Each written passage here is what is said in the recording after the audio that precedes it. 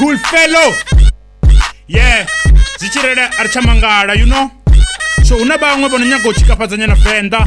So merba kaize. The fellow walochina, the flows za musuku. Yani ngasintibe ndivelera sa chibuku. Shuru zichepanda mfana hezi ni zituku. Nikamba sa chibuku. And after 5 minutes nito chomo kala bugu. Did I say 5 minutes? I mean 2 minutes. The rhymes na the flows tini bustopi rapine. The piece kanya bombe baba nambara lile. I'm from Shire Town. And everywhere I go mfana banyamba za crown. Diko pusa sandau. Pandaria one cool fellow made in round.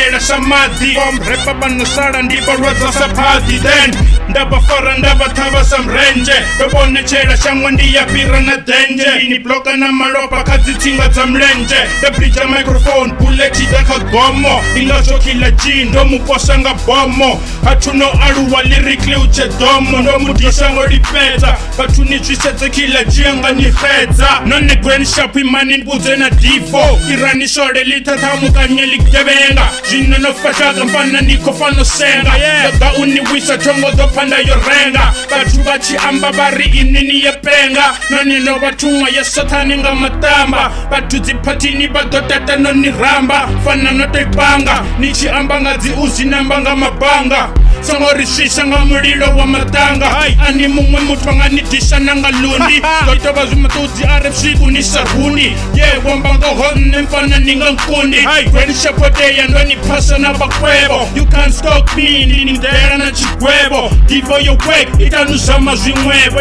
Anya tubi panika dito bamboza Kweni shapuni ya komboza Chill and relax ni fefelo chini doza Kipengo chanu na musi nikota uchipoza Kutezani mlilo wanu duga uchitima Kangwe na rinebo ridoba richini skima Ende ni chimbona biko lidodo shishima Yes achisima